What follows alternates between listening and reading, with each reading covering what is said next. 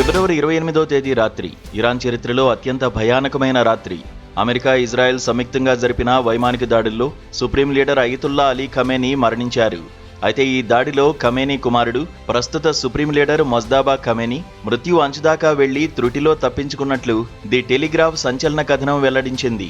క్షిపణులు భవనాన్ని తాకడానికి కేవలం కొన్ని సెకన్ల ముందే ఆయన గదిలో నుంచి బయటికి రావడం ఆయన ప్రాణాలను కాపాడిందట.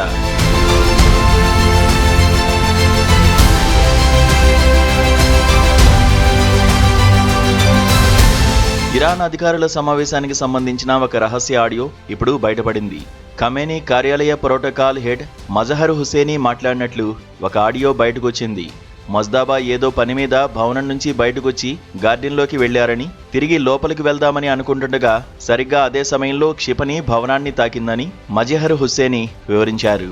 దేవుడి దయ వల్లే ఆయన ప్రాణాలతో బయటపడ్డారని ఆ ఆడియోలో వినిపిస్తోంది. అయితే దాడిలో ఆయన కాలికి స్వల్ప గాయమైనట్లు తెలుస్తోంది. అమెరికా, ఇజ్రాయెల్ ప్రయోగించిన క్షిపణుల్లో 3 నేరుగా సుప్రీం లీడర్ భవనాన్ని ఢీకొట్టాయి. మొదటి క్షిపణి అలీ ఖమేనీ సమావేశం అవుతున్న ప్రాంతాన్ని ధ్వంసం చేయగా, రెండోది పైనంతస్తులో ఉన్న మొజ్దాబా నివాసంపై పడింది. ఇక మూడో క్షిపణి ఖమేనీ అల్లుడు మిస్బా అల్ హుడా బఘేరీ నివాసంపై పడ్డంతో ఆయన శరీరం గుర్తుపట్టలేనంతగా ఛిద్రమైపోయింది. ఆ ప్రాంతమంతా గుర్తుపట్టలేని విధంగా మాంసపు ముద్దలుగా మారిపోయిందని హుసేనీ ఆవేదన వ్యక్తం చేసినట్లు ఆడియో ద్వారా వెల్లడైంది.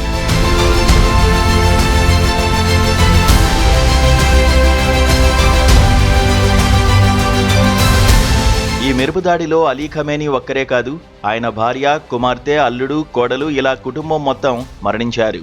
వారితో పాటు అనేక మంది సీనియర్ అధికారులు కూడా ప్రాణాలు కోల్పోయారు. ఇరాన్ అగ్రనాయకత్వం మొత్తం ఒక్కసారిగా తుడిచిపెట్టుకుపోవడం ఆ దేశాన్ని కోలుకోలేని దెబ్బతీసింది. ఇదంతా పక్కా వ్యూహంతో ఇరాన్ అంతర్గత సమాచారాన్ని సేకరించి అమెరికా, ఇజ్రాయెల్ చేసిన దాడిగా రక్షణ రంగ నిపుణులు విశ్లేషిస్తున్నారు. మొజ్దాబా ఖమేనీ ప్రాణాలతో ఉన్నారా లేదా అనే దానిపై ఇప్పుడు ప్రపంచవ్యాప్తంగా చర్చ సాగుతుండగా, మజహర్ హుసేనీ తెలిపిన సమాచారం కీలకంగా మారింది. మరోవైపు మొజ్దాబా తీవ్రంగా గాయపడ్డారని, ఆయన ప్రాణాలతో ఉండడం అసాధ్యమని అమెరికా అధ్యక్షుడు డొనాల్డ్ ట్రంప్ వ్యాఖ్యానించారు. అయితే ఇరాన్ మీడియా మాత్రం మొజ్దాబా ఆరోగ్యంగానే ఉన్నారని, ప్రస్తుతం ఆయనే దేశ పగ్గాలు చేపట్టారని క్లారిటీ ఇస్తోంది. మరి మొజ్దాబా ప్రజల ముందుకు ఎప్పుడు వస్తారు? ఆయన ఆరోగ్య పరిస్థితి ఎలా ఉందో క్లారిటీ రావాలంటే ఆయన వర్చువల్గా ముందుకు వస్తే గానీ తెలియదు. మరి వారు మరింత ముదిరింది, ఎవరూ వెనక్కి తగ్గడం లేదు. మున్ముందు ఎలాంటి పరిస్థితులు దాపురిస్తాయో అని ప్రపంచ దేశాల్లో ఆందోళన నెలకొంది.